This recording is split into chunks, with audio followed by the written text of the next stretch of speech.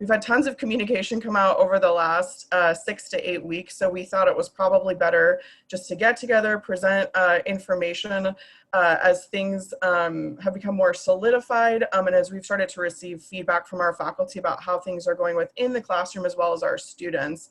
So I just want to take a brief moment to introduce all of our presenters today. Morgan Johnson, I think most of you I've had the opportunity and pleasure to work with. I work in our Center for Excellence in Teaching and Learning here at Ashford. We also have Katie Scheie here, who's our Vice President of Student Affairs and our University Registrar. And we have both of our deans with us this afternoon, Bob Daugherty, our Dean of Forbes School of Business and Technology, and Iris Lafferty, our Dean of the College of Arts and Sciences. We also have Matt Galloway, who is a Student Care Manager in our Office of Access and Wellness. And I would guess many of you have worked directly with him over the last several weeks. And Teresa Keurig, our Director of Faculty Support and Development. So a wonderful group of folks to answer any questions that come up and present a lot of information to you. I think one of the most important questions we wanted to start with today is how is COVID-19 impacting our community? You know, you all actually being in the classrooms on the front lines are the experts in this, but just kind of from a high level, you know, one of the things that we've, I think, felt lucky to some degree is we're not dealing with necessarily the same challenges that some of our colleagues who work in residential higher ed communities are, right? We're not necessarily, you know, working with students to get them moved home. Our faculty aren't going online for the first time, but there are a number of impacts that our students and faculty are feeling directly. And that includes, as you're all aware of, you know, regional, state, and local impacts in terms of, you know, what kind of stay might be in place in their state or in their communities. Many of our students have lost full-time employment, and also many of our students are essential workers in their community. So we're seeing both financial stresses for our students at home as they're working through unemployment needs or potentially loss of hours, or a spouse that may have lost a full-time role. And we're also, you know, getting feedback from students who are in essential roles that are taking breaks because they are nurses, they might be police officers in their community, and their hours have significantly increased. We're also seeing, and many of you are feeling this yourselves, childcare impacts. So, you know, schools are no longer in session in many communities for the remainder of the year.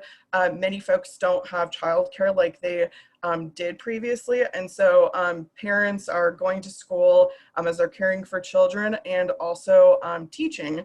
Potentially for the first time, I think for many of us, our kids and the curriculum that they have at school. And then I saw in the chat, folks were already posting about this in particular. A lot of our students have self-disclosed they may personally be impacted right now by COVID, either with a positive diagnosis or a family member, and they're working through what that means in their home and how to manage school at the same time. So we're hoping to address many of those topics this afternoon by really discussing some of the policy exceptions the university has put in place and discuss best practices about how those can be applied within the classroom. You know, I mentioned earlier, we've had really an onslaught of communication you've all received. So thanks for your patience from that perspective. We've tried to keep everyone, you know, up to date and communicate often and consistently about, you know, new information that we are learning about and how the university is addressing directly with faculty and students. So there is, and there will be a link to this at the end of the deck today, but there is a site Katie and her team actually developed and put up on the Ashford University website that includes all of our communication that has gone directly to students and faculty. So if you have questions about any of the comms that have gone out to date, those are available. We also have a more comprehensive site on the CEDL that includes, in addition to some of the communications, you know, attachments, some of the, you know, how things can be applied directly in your classroom resources. So again, those links will be available at the end of today's slideshow. So we really wanted to kind of help discuss some of these policies exceptions in terms of the life cycle of your classroom and as students are experiencing this. So, you know, we're going to start with students that are on break and returning. Immediately, kind of after things started to escalate in early March, naturally the university felt a significant number of students go on an academic leave request. And I think, you know, generally speaking, our faculty are familiar with academic leave, but this is the first time we've been proactively communicating to all of you when you are starting a course and students are coming back from that particular leave. So because of that increase, we wanted to provide information to faculty with students that may have not actively been reviewing communications or updates that were coming out from the university while they were on that leave. So the week prior to starting a course right now, faculty are receiving a notice that they have a student or multiple students that are returning from their break and are being encouraged to reach out to them and welcome them back to class. We've had such a positive reaction from so many of you with the, you know, by providing this information on returning students. Again, it's the first time faculty have had visibility to which students are returning, and just for some context, students could be on break for 1 week or up to 45 days. So some students will really just have taken, you know, a minor time between classes. Other students may have taken, you know, a month or several weeks off as they are adjusting to life at home and working through maybe some of the challenges that have come with, you know, teaching and taking care of themselves from a health perspective. Teaching their children at home and taking care of some of the wellness needs that they're experiencing. So the other piece with our returning students is our deans have recorded messages that are also going out to these students the Tuesday, so the first day of the course start. So they're receiving both communication directly from you, communication from their dean, and then student advising also reaches out with a number of supports to these folks. So we've seen a really positive response from students who are returning so far, and so we're really grateful to all of you for really the extra time and care you're taking to support them. This is just a couple of examples of student responses based on that academic return email that our faculty are sending out. So just as an example, you know, some of these students may not have proactively reached out to their faculty member to let them know maybe what, you know, what their current situation is or what they're working through as they're returning to class. So, you know, I think the faculty members that shared these were very touched just to know, you know, the type of situations their students were currently managing alongside starting the course with them. I'm going to turn things over now to Teresa Keurig, who's going to talk a little bit about some of the responses we've had in terms of supporting students as during active courses, and that will include some of our policy exceptions. Thank you, Morgan. You likely have heard from your students a couple of different scenarios in your courses. Students might initiate contact with you asking for support in the course, not indicating any sort of connection to a change in their circumstances due to COVID, but just asking for additional time on an assignment, or maybe being vague about needing some sort of help and not knowing exactly what. You can also identify students who might need your assistance via their classroom behaviors. So students might be missing discussion forum posts, written assignments, submissions. They're not responding to your outreaches to them. And if you actively use Civitas, you might have seen lower levels of engagement with them. Morgan, if you can advance the slide.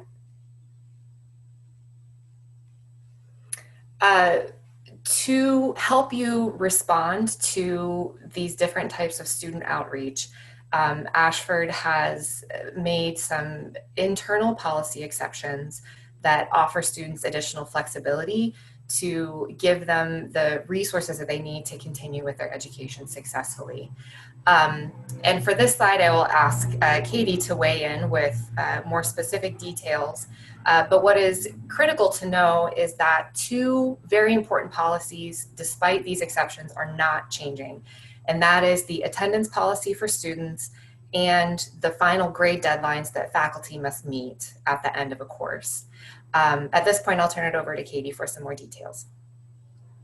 Great, thanks, Teresa. Good afternoon, everyone. Thanks for having me here today. And just thank you for all the support that you're showing our students every day outside of COVID, but especially since COVID has hit our student population in the world as we know it. So yeah, as Teresa stated, those first four bullets on top have not changed. And those have not changed primarily, well, solely because so much that impacts students' financial aid and requirements that are set forth by the Department of Ed. So those are set in stone, and institutions don't have much flexibility around how to manage policies different when it comes to attendance, since we are an attendance-taking institution. Final deadlines, especially if students withdraw after that course, can impact their return of Title IV, and just a lot of regulations that we're just not able to adjust. But what we can do is how we meet the students' needs. So what has temporarily changed, as Teresa was speaking about, is incomplete grade requirements have paused. So hopefully you guys have gotten communication regarding that. And I know that FSDAs and the student record coordinators have been working very closely in tandem, and just recently, new things are coming out to help support the incomplete grade process. So that's paused, and really to hit home that it's more about what is going on with the student right now. And if we can be flexible in that and to grant that incomplete to give them extra time to get those assignments in that final grade, it's definitely, the spirit behind why we've changed that. So with that, the documentation is not required for the incomplete grades. And then for our students that are just having to get out of class because an incomplete grade won't even meet their needs, or there's just too much going on, or they potentially could have tested positive, or a family member, we are not requiring additional documentation right now for those tuition credit requests. And that form has also been updated recently too. We changed that policy a long time ago that failed grades and Ws could be eligible for a tuition credit request. And the form had never been updated, but that recently was and deployed as well. So students should be able to see that as an option. Katie, can you clarify the attendance policy? Faculty asked in the chat. Yeah, absolutely. So for most courses in the institution, it is a 14-day attendance policy requirement, but for our entry point courses, it is a 7-day attendance policy requirement. So anything beyond entry point is 14-day. And then to make it just a little more confusing, actually, any student that is returning from an academic leave must post in the next 7 days. So, the course requirement is a 14-day, but upon returning from an academic leave, students must post within the first 7 days of their return. Yeah, and thank you, Katie, for clarifying that. And for all of our faculty within the Canvas classroom, the attendance policy for your class is posted off the left-hand navigation under course policy. So if you ever want to reference that directly within an announcement or just to your students, that's available there, as well as our catalog. Yeah, and Holly had a question. Does that mean they have to log in 14 different days? No, sorry, Holly. That means they just have to log into the classroom and do an academic activity every 14 days.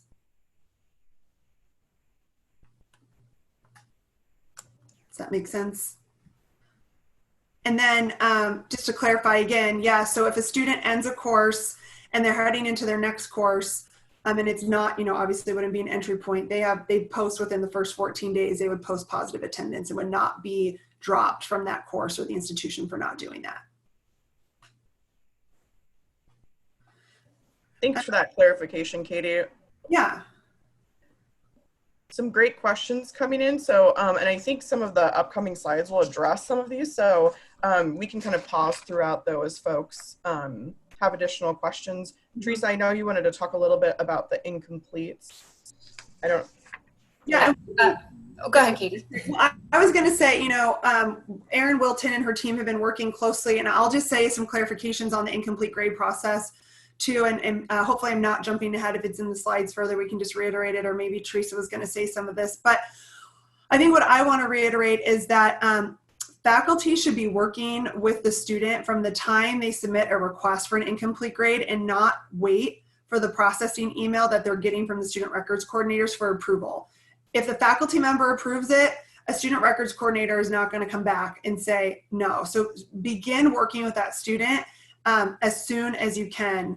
And then also ensuring that getting the final grade submitted in a grade change form as soon as you guys have it calculated, because that will help as well. But I know that the FSDAs and the SRCs are working together to ensure that those final grades are submitted, that there's going to be some tools to help follow up at certain cadences with that student, like, okay, they're at day 15, they're at day 30, they're at day 45. So hopefully to support that process as well. But, you know, I just don't want our processing in the registrar's office to slow down any engagement for you guys as faculty members with the students when wanting to move forward with the approval of that incomplete grade. Yeah, and before we go, Teresa, into more detail with incomplete specifically, do you want to go through the decision tree, since there are multiple options a faculty member might take depending on the needs of the student?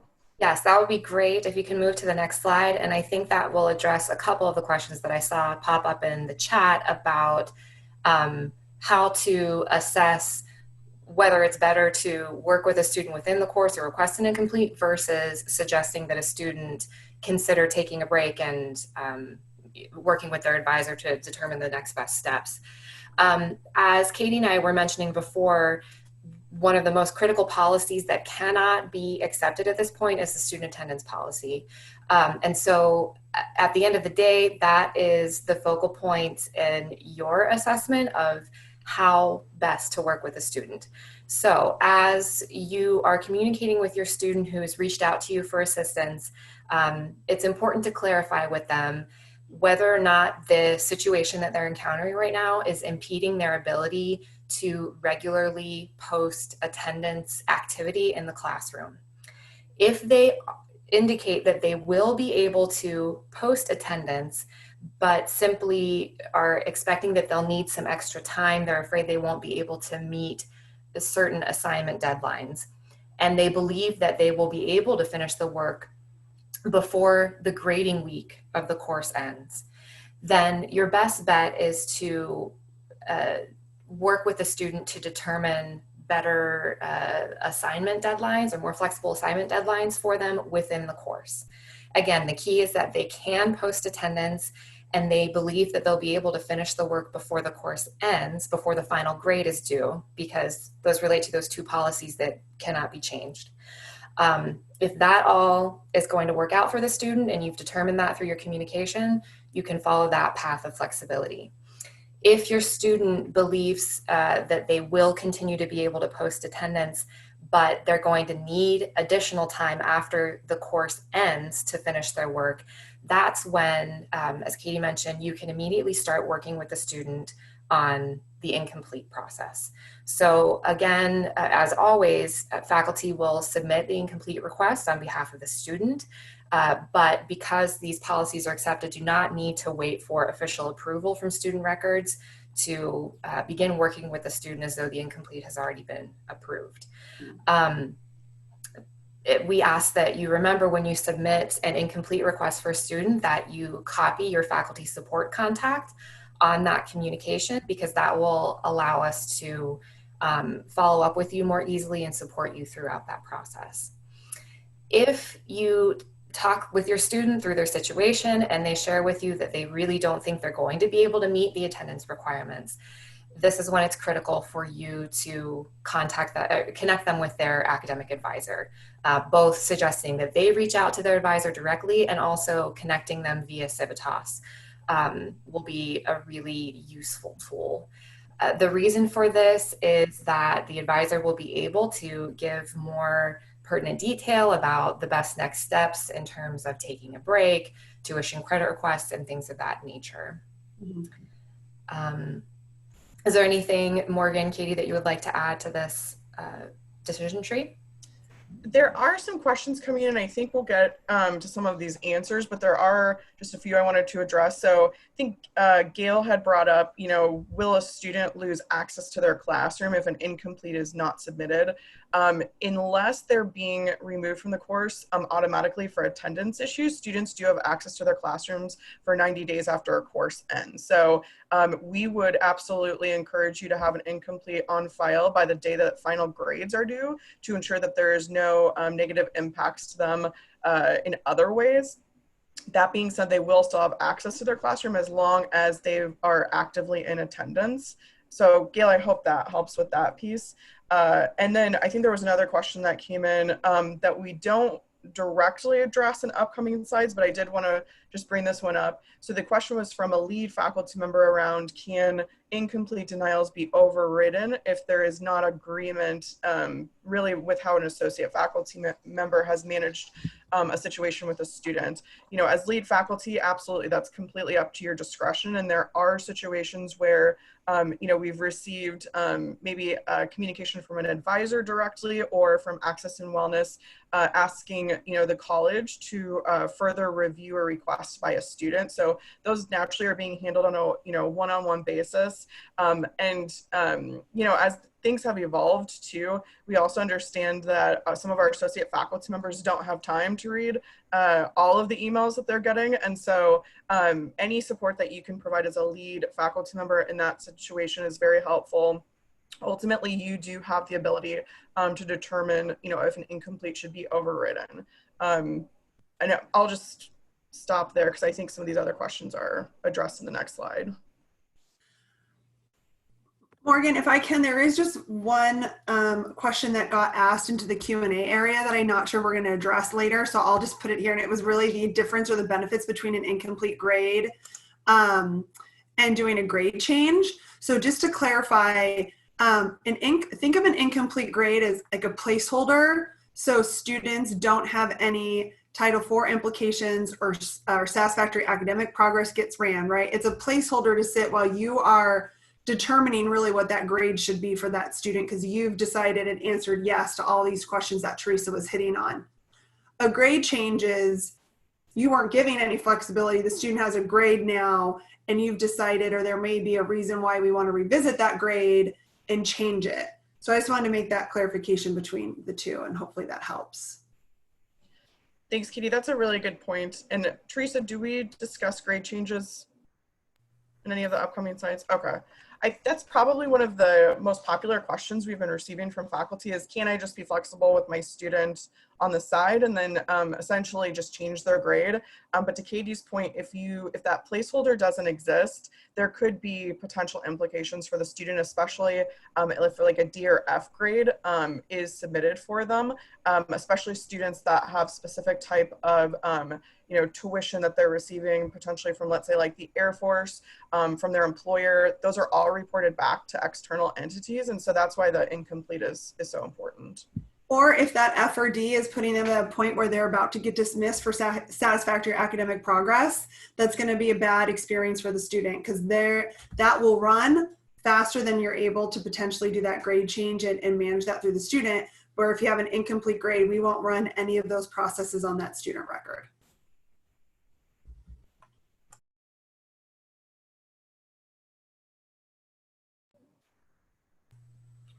So we recognize that you all are wearing lots of different hats for your students and that the concerns that they bring to you aren't necessarily just going to pertain to their academic work or their grades. And so we wanted to address some of the common questions that have come up. My student has disclosed A, B, and C. How exactly do I handle it? These 3 bullet points are the most common concerns that we've been hearing from students and faculty.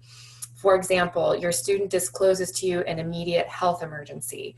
Of course, any sort of emergency, we ask that you direct your students to call 911 or visit their nearest emergency facility right away to get assistance. You can help on your end as well by making a referral to the Student Advocate Helpline, who will then reach out to the student to determine if any other resources are necessary. Several faculty have shared that students in their classes have disclosed a recent COVID diagnosis or have shared that someone in their family has been diagnosed. This sort of situation is definitely one where your open and empathetic communication with student is going to be critical. You can ask your student how they are doing and what sort of resources or communication would be helpful at this time. And whatever their answer is, you can go back to the previous slide with that decision tree to help you assess the next steps after that. If the student is asking for academic flexibility within the classroom, you can use your judgment to follow the steps in that decision tree. Is the student able to post attendance? When do they think they'll be able to finish the work? Is an incomplete necessary? Versus they don't think they'll be able to post attendance, in which case connecting them with their advisor is the best next step. Likewise, if they indicate that they think they should withdraw from the course, your first step should be to connect them with their academic advisor. In situations like this, if a student is unsure of what they need, or it's not exactly academic support they're looking for, but maybe need to be connected with some community resources or other venues for assistance, referring them to the Student Advocate Helpline is going to be incredibly helpful. An advocate will reach out to the student and help them through those processes. The same goes for students who disclose sort of those ancillary impacts to COVID, issues with the living situation, homelessness, financial exigency, food scarcity, and things of that nature that aren't directly related to illness, but related to all the other impacts from the pandemic. Referring them to the helpline will help them in the same way to connect them to local resources. And also we recommend that you use Civitas to connect them with their advisor, just in case these more financial types of situations would benefit from guidance in terms of, taking a break, tuition credit requests, and things of that nature. Matt, would you like to add anything to these points at this time? No, I think you kind of got the main pieces, and I've just been filling in the chat as best I can. I added some language that might be helpful if you're in that place where you're unsure if a student is kind of interested in a referral. You can certainly make them aware of our services and then leave it at their discretion to reach out directly.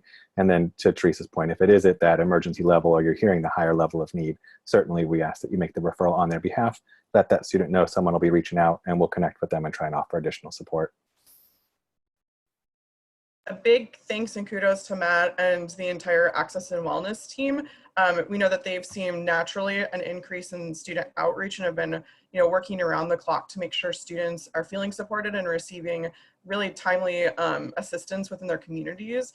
There was a great question earlier that Ali brought up about technology, and I failed to mention that at the beginning. Is that's one of the biggest concerns that we're hearing from students is lack of internet connect, that wherever they were utilizing a computer or internet is no longer available to them. They have multiple individuals in their household that need the technology that is available, so it's very challenging to get time with their course resources and to participate. So definitely those are all questions and things, as Matt had indicated in the chat, that we can point students to specific resources specifically in their community.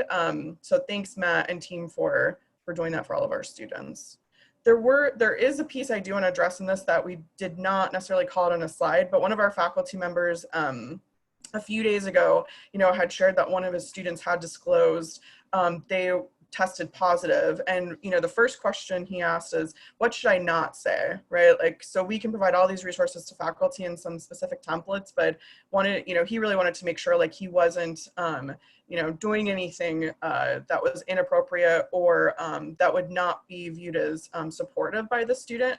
And so some of the, I think, pieces Teresa just touched on specifically allude to this, but we definitely, would encourage you to make that Access and Wellness referral directly immediately for any student that does self-disclose.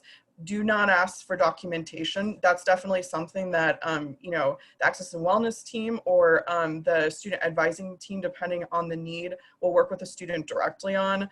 And then I think the other piece too, as students are working through some of these challenges and talking about potentially their financial situation, not necessarily to be discussing financial specifics with them or their tuition.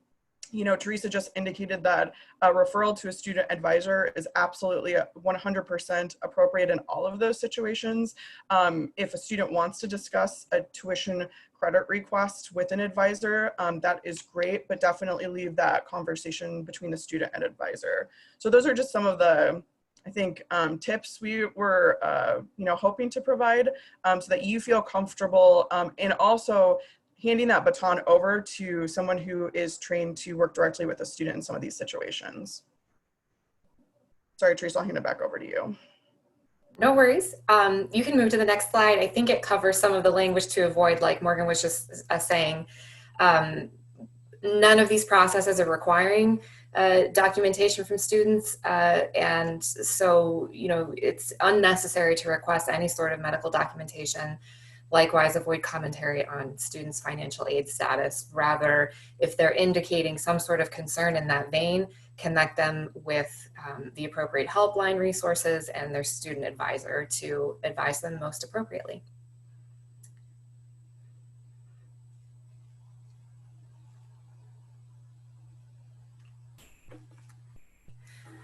So as Morgan shared in an earlier slide about timeline, we are already well into supporting the incomplete process connected to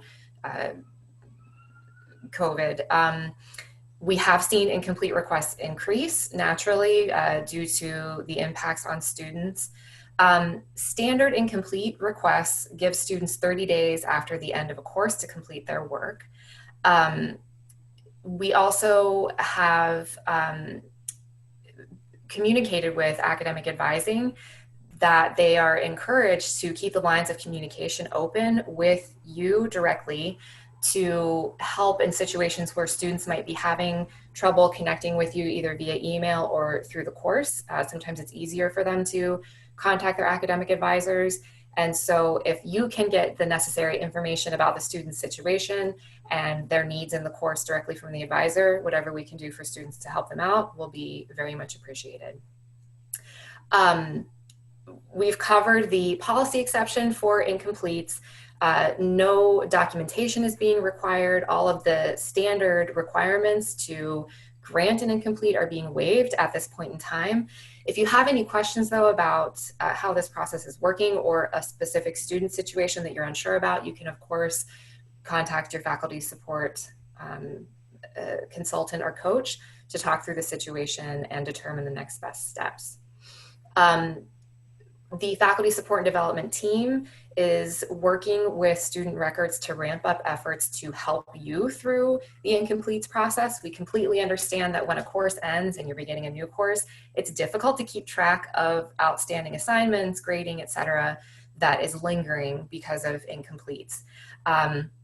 Accordingly, this week, we have started an outreach process whereby both student records and the faculty support and development team will be contacting you at different periods through this 30 days after the course is over to give you resources for reaching out to your student to remind them when work is due, offer them help, see how they're doing, but also for you to keep track of when that final grade change form is due. And that is a point to remember that though a student, whether or not a student ultimately completes their incomplete work, it is still necessary that you submit a grade change form to student records to indicate what the appropriate final grade is so that they can amend the student's record from that I grade appropriately. There is an opportunity for students to receive an extension on the incomplete request, so it would go beyond the 30 days after the end of a course.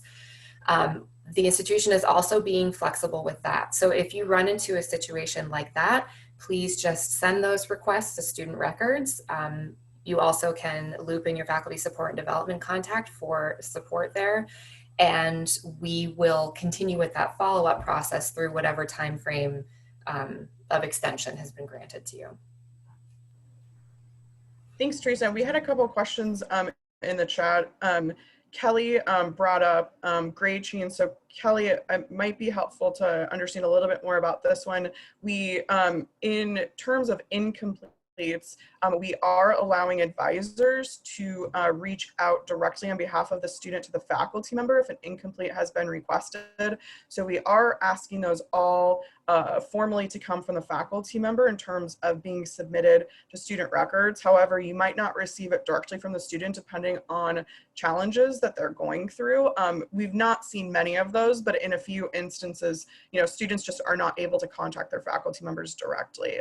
And then in terms of grade change requests, this is the one, Kelly, if you could provide, maybe we could offline about this one, because I have not heard about something where a student necessarily has reached out to an advisor about a grade change per se, but grade change requests definitely have to come directly from the faculty member in the course, or if there's a full-time faculty member that is intervening and is assisting with grading to student records.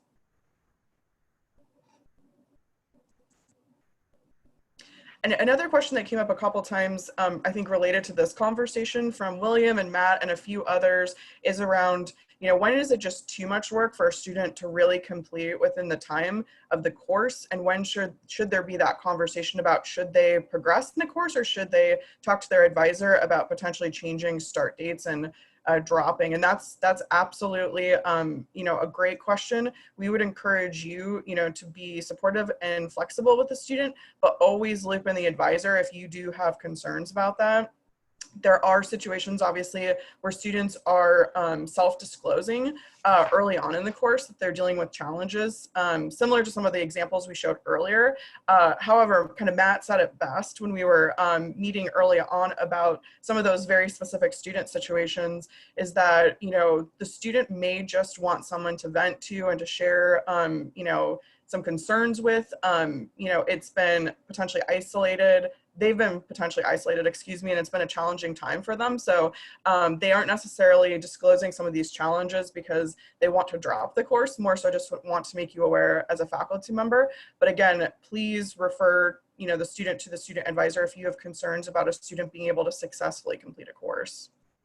And then the last piece about incomplete, sorry, Teresa, before we do move on, is, one of the great recent data points that was provided to us by student advising is we weren't really sure in terms of this increase in incompletes, if students were also starting a new course or if they were in fact taking an academic break. The majority of our students are in fact starting their new course and continuing to, successfully progress there. So in some ways, that's a positive because they are asking for additional time, but they are actively working on working a new course in their current course to wrap that up.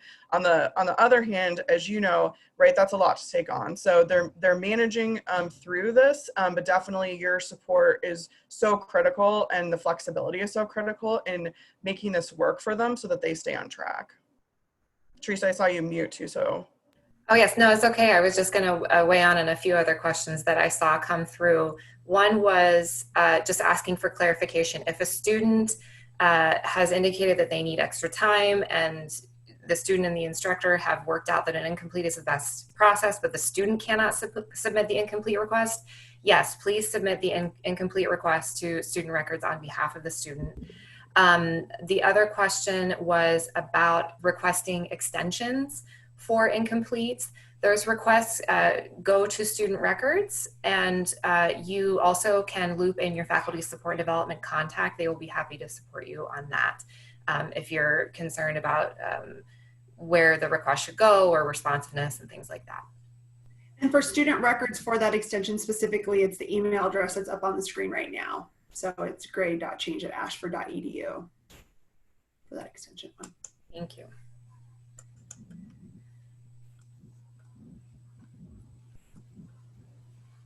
And now I believe we're going to hand it over to our deans to talk a little bit about flexibility. Hi there, Morgan. This is Iris. I put a little thing in the chat there that my Wi-Fi isn't flexible and unstable rather. And so thank you for just letting me voice over just a note of support here to the work and the stance of flexibility that everybody in each and every one of the teams here have taken. I know we see daily that higher ed institutions are really needing to really quickly adapt and tackle the hurdles that COVID has presented. And we see that the teams here have really thoughtfully approached these concerns with fidelity and lots of detail. So thank you for all of the work from CETL support teams and Katie, your side of the house as well. And I actually sat in a webinar earlier today entitled Strategic Decision Making in a Time of Crisis, and it was a panel of higher ed leaders, and one actually remarked that this time has provided them an opportunity, them being faculty and administrators, to look at teaching, learning, and the measuring of learning, which made me worry a little bit. But you know, we have those things in place. We're well ahead of that curve. We have the structures, the practices, and the supports, as you guys have all displayed. And I believe too that we have a special role during this crisis. I believe that we've got the responsibility of leading the online learning world, not just with the form and functionality that you've shown thus far. Everybody, I noticed that Marty, for example, said with all that is going on, I am being lenient with students and the incomplete. So thank you for that demeanor, Marty. And it really is the level of demeanor and grace, I think, that we can come in and support with. This is not about letting students off easily. You know, reiterating our attendance policies for students. This is not what we're after in CAS. I do encourage CAS faculty to follow the guidance here that have been outlined by the teams. And also just a reminder that grace is, by definition, it's unmerited, you know, so it's not something that they're all trying to earn. This is us handing over to the student another level of you know, understanding. And so with that, I want to just pull a quote that I saw Michelle Warren. I hope I don't embarrass you, Michelle, but I saw her write somewhere that, you know, we believe in students even though they do not always believe in themselves. So kind of with that, I'm going to toss it off to my colleague, Bob. Thank you, Iris. That's a wonderful quote. I just want to say a couple of quick things. I want to start by thanking Morgan and Teresa and Katie and Matt. I know I speak for everybody on this Zoom call that we're very fortunate to have these pros at our side. And you know, clearly I think what this demonstrates is we want to make sure our faculty are taken care of so that you can take care of our students. And, you know, Morgan said it earlier, which, you know, if you're starting to see at-risk behavior, that it's really incumbent on all of us as educators to get in front of that and to be helpful. And, you know, I think some of the policies that Katie and her team have come up with in terms of incomplete grade requests being paused, documentation not required for incomplete grade requests, those are things that are really important and that will help our students. And something that Katie said that's, I think, really important, and Iris already mentioned Marty McCullough's comment, which I think really sums up, if you can take away one thing from this presentation, which is with all that's going on, I'm being lenient with our students and incompletes.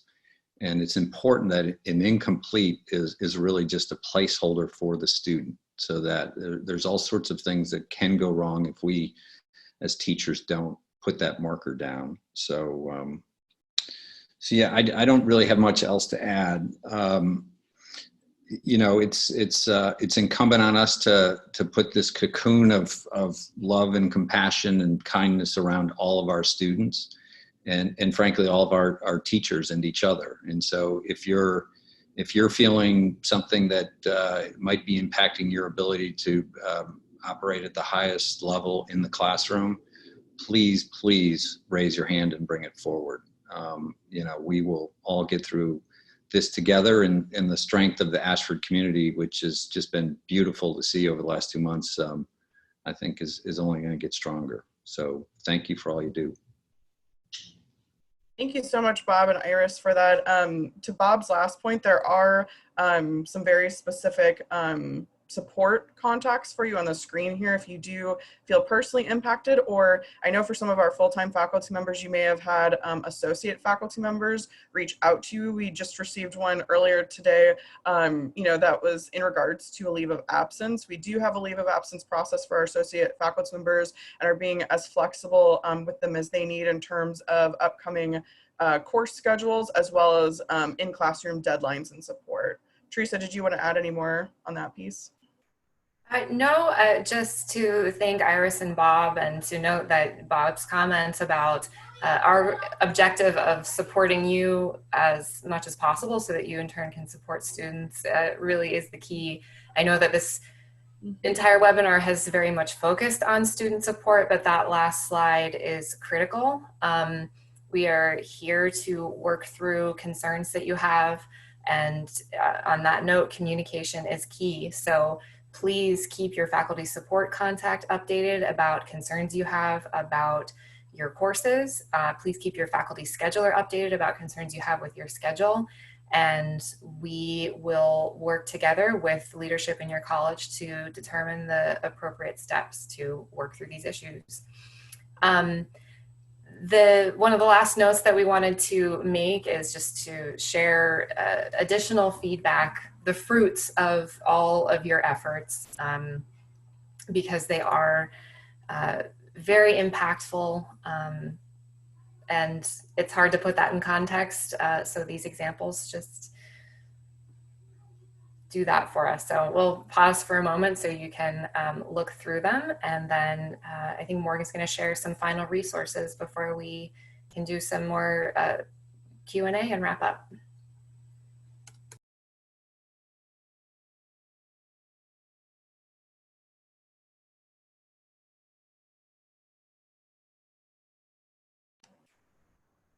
Thanks, Teresa, and we'll share this out too so folks are able to go through this deck in more detail. We do have a number of resources available to you. I saw a couple of questions that came in about, well, what should I say to students if I am making this type of referral?